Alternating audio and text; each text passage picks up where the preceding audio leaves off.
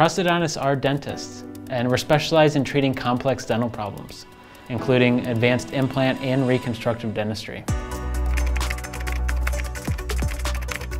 The board certification process is a rigorous 4-part examination that a prosthodontist can challenge after their training. It includes treating several prosthodontic patients and defending the treatment provided.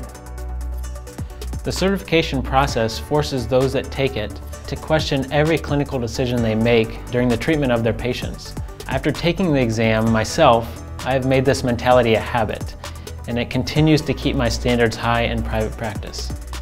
At Georgia Prosthodontics, Dr. Carlos Castro and myself, Dr. Nick Miller, are board certified prosthodontists. We would love to meet you and have the opportunity to provide you the highest quality care.